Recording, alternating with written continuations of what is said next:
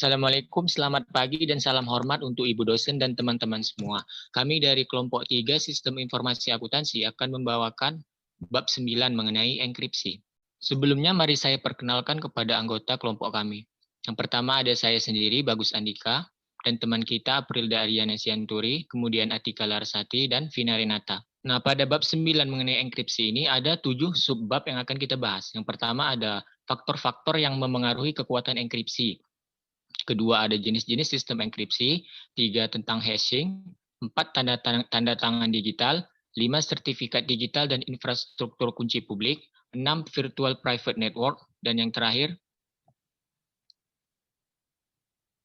mengenai ringkasan dan kesimpulan kasus. Langsung saja kita bahas yang pertama mengenai enkripsi dan faktor-faktor yang memengaruhi kekuatan enkripsi. Enkripsi adalah sebuah pengendalian preventif yang dapat digunakan untuk melindungi kerahasiaan maupun privasi. Enkripsi ini melindungi data saat sedang berselancar di internet dan juga menyediakan sebuah tembok batas terakhir yang harus dilalui seorang penyusup yang telah mendapatkan akses tak terotorisasi atas informasi yang disimpan. 3 faktor penting yang menentukan kekuatan enkripsi adalah yang pertama adalah panjang kunci. Karena dengan kunci yang panjang dapat memberikan enkripsi yang lebih kuat dengan mengurangi jumlah blok-blok berulang pada ciphertext. Yang kedua ada algoritma enkripsi. Sebuah algoritma yang rumit bukan tidak mungkin untuk dirusak. Oleh karena itu, organisasi harusnya tidak berupaya menciptakan algoritma rahasia, tetapi harusnya membeli produk yang menggunakan algoritma standar yang diterima secara luas dengan kekuatan yang telah terbukti. Yang ketiga ada kebijakan untuk mengelola kunci kriptografi. Kunci kriptografi ini seringkali merupakan aspek yang paling rentan dari sistem enkripsi. Tidak masalah seberapa panjang kunci atau seberapa kuat algoritma enkripsi, jika kunci telah dicuri enkripsi dapat dirusak. Oleh karena itu, kunci kriptografi harus disimpan secara aman dan dilindungi dengan pengendalian akses yang kuat. Yang kedua itu jenis-jenis sistem enkripsi. Sistem enkripsi simetris atau symmetric encryption system menggunakan kunci yang sama untuk mengenkripsi dan mendeskripsi. Sistem enkripsi asimetris atau asymmetric encryption system menggunakan 2 kunci. Satu kunci disebut kunci publik yang didistribusikan secara luas dan tersedia untuk siapapun, dan kunci lainnya disebut dengan kunci private, yaitu kunci yang dirahasiakan dan diketahui hanya pemilik dari sepasang kunci tersebut. Next slide. Jadi di sini ada perbandingan sistem enkripsi simetris dan asimetris. Jika simetris itu jumlah kuncinya ada 1 kunci yang digunakan baik untuk enkripsi dan deskripsi, yaitu kunci yang digunakan adalah kunci yang sama. Jika dari asimetris itu 2 kunci yang satunya dibuat untuk publik dan satunya lagi dirahasiakan. Keunggulan simetris jauh lebih cepat daripada keunggulannya simetris jauh lebih cepat. Dan asimetris, siapapun dapat menggunakan kunci publik yang dapat berkomunikasi dengan pemiliknya. Kekurangan simetris itu memerlukan kunci terpisah bagi siapapun yang ingin berkomunikasi. Jika asimetris, kekurangannya adalah kecepatannya jauh lebih lambat. Isu-isu risiko pada simetris yaitu melindungi kunci rahasia yang dibagikan dari kehilangan. Asimetris melindungi kunci private dari kehilangan atau pencurian. Penggunaan utama dari kunci simetris yaitu enkripsi dengan jumlah informasi yang besar. Asimetris itu pembuatan tanda tangan digital dan pertukaran keamanan atas kunci simetris melalui email. Yang ketiga ada hashing.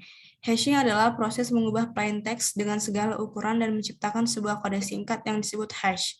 Contohnya algoritma SHA-256 yang menciptakan hash 256 bit terlepas dari ukuran plain text asli.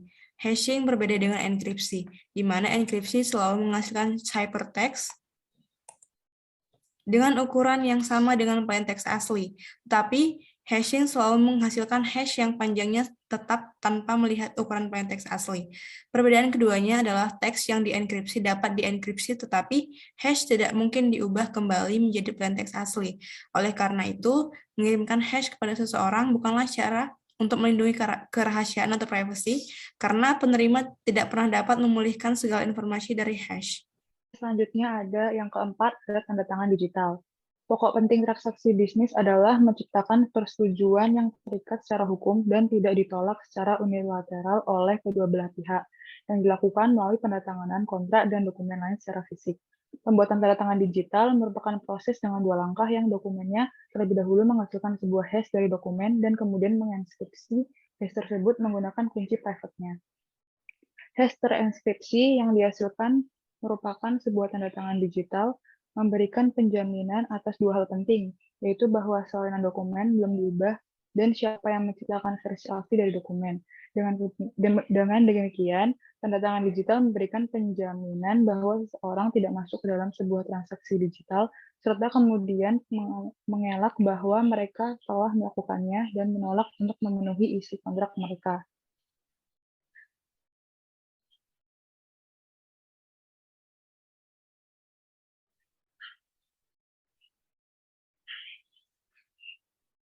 Topik kelima ada sertifikat digital dan infrastruktur kunci publik. Sertifikat digital adalah dokumen elektronik yang mengandung kunci publik milik entitas dan menerangkan identitas milik kunci publik tersebut. Oleh karena itu, fungsi sertifikat digital seperti ekuivalen digital dari SIM atau paspor yang diterbitkan oleh pihak terpercaya, yaitu pemerintah yang menggunakan mekanisme hologram serta watermark untuk membuktikan keasliannya. Sistem untuk menerbitkan sepasang kunci publik dan privat serta sertifikat digital disebut dengan infrastruktur kunci publik yang seluruh sistemnya berkaitan dengan penjaminan otoritas sertifikat yang menerbitkan kunci dan sertifikat. Salah satu faktor penting yaitu prosedur yang dilakukan otoritas sertifikat guna memverifikasi identitas seorang peminta untuk sebuah sertifikat digital. Yang keenam, virtual private network. Guna melindungi kerahasiaan dan privasi, informasi harus dienkripsi tidak hanya di dalam sebuah sistem, tetapi juga ketika ia sedang dalam pencarian di internet, seperti pengenkripsian informasi saat melintasi internet, akan menciptakan sebuah virtual private network atau VPN, yang merupakan penyedia fungsionalitas jaringan aman yang dimiliki secara privat, tanpa biaya yang dibebankan dan perlengkapan komunikasi lainnya. Penggunaan VPN untuk mengenkripsi informasi saat informasi tersebut sedang dalam pencarian melalui internet dampaknya akan menciptakan saluran komunikasi yang privat, seringkali disebut dengan tunnel yang hanya dapat diakses oleh pihak yang memiliki kunci enkripsi dan deskripsi yang sesuai. Next. Yang ketujuh, ringkasan dan kesimpulan kasus. Jason Scott meninjau hal-hal yang telah ia pelajari mengenai pengendalian sistem informasi Northwest Industry untuk melindungi kerahasiaan mengenai rencana bisnis dan informasi pribadi yang dikumpulkan dari pelanggan, dienkripsi baik dalam penyimpanan maupun pada saat ia ditransmisikan melalui internet. Laptop pegawai dikonfigurasikan dengan VPN sehingga laptop dapat mengakses sistem informasi perusahaan dengan aman ketika pegawai bekerja. Northwest Industry menggunakan sistem key escrow untuk mengelola kunci-kunci enkripsi. Jason telah menguji dan memverifikasi bahwa sistem tersebut bekerja sesuai rencana.